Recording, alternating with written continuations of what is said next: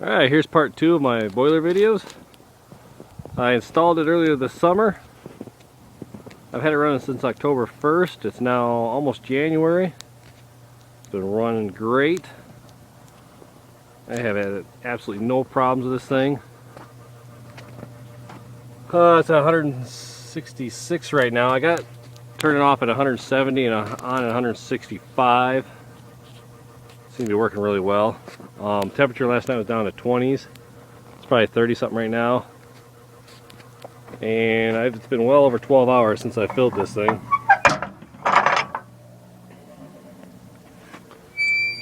And I still have nearly half full.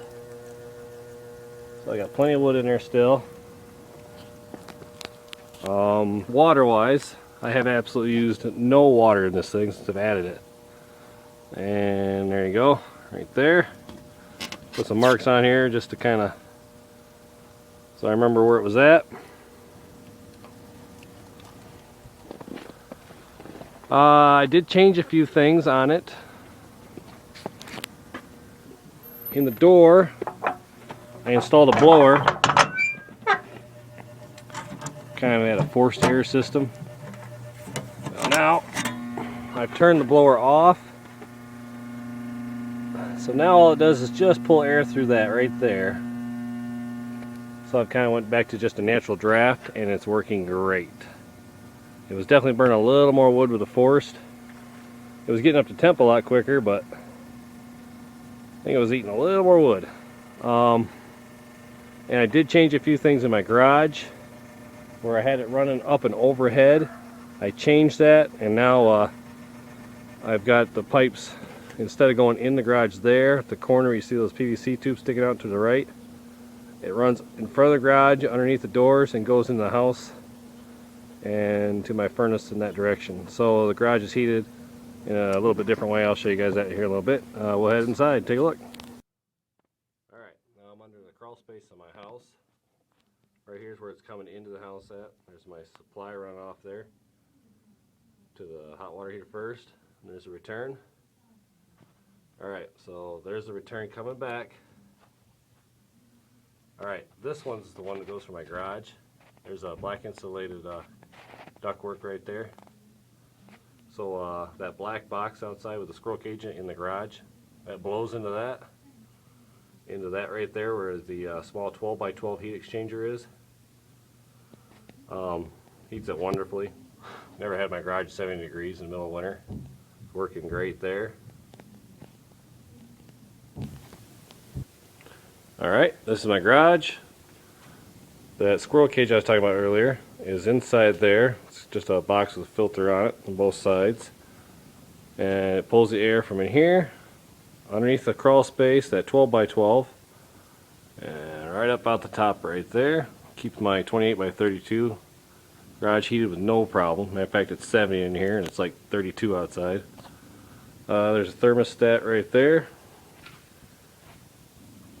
Pretty simple, works great. Alright, and here's a look at my sidearm. Okay. Okay, there's the pump right there. Water's coming in at the top. Pump's right there. Takes the water down here to the bottom of the heat exchanger. Alright, you can see. Put a ball valve here. There's a check valve. There's a ball valve here if I feel like filling it with hot water when it's just running a little low. My well's right next to it here. I can put new water in if I feel like it. You can see it's attached down here, a 3/4 inch pipe. Compressed ball valve there. Okay. Alright, see here at the top, got a bleeder for the domestic water. On top, the hot water heater here. Okay, so the water's coming in at the bottom, coming up. Right here's a bypass, which I have on right now for heating the water. Just the hot water heater. And then, when I feel like it, when winter gets here, you turn this off. I can open this up right here. And that'll turn my heat exchanger on for my furnace. which I have wired up. You see here's a toggle switch right there, and it's real simple. Just down at the bottom where you normally have your thermostat wired into your house, I added one wire. It's like a bypass, so I can either run the furnace or I can run the boiler. I can't run both at the same time, which the only way you can do that is if I have a second thermostat. And since I don't usually run the furnace at all, it wasn't a big deal. So if I'm going to be gone, I can switch over to the furnace just by a flip of the switch.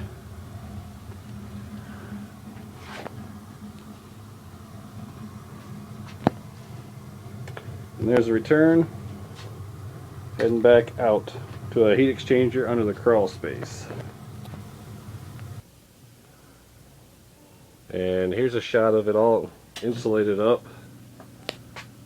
Same setup, just wrapped it all with insulation. And the reason for that is just I don't really need the heat transferred out to the air. It needs to be doing its job going through the pipes right here. Probably didn't have to do it, but I chose to. Just like that stuff underneath the crawl space there. That was all insulated bubble wrap. But I kind of want the heat to go where it's supposed to, especially if I'm running this thing when it's warm outside just to heat the water. That way the heat's not transferred into spots of the house that don't need to be getting too hot. So.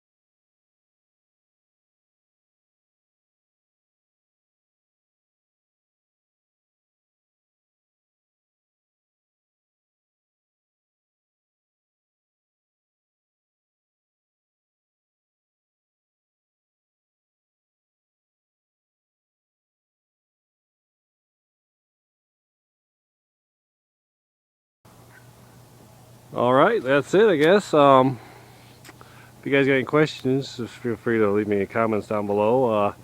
Try to remember to like this video, and good luck with building your own.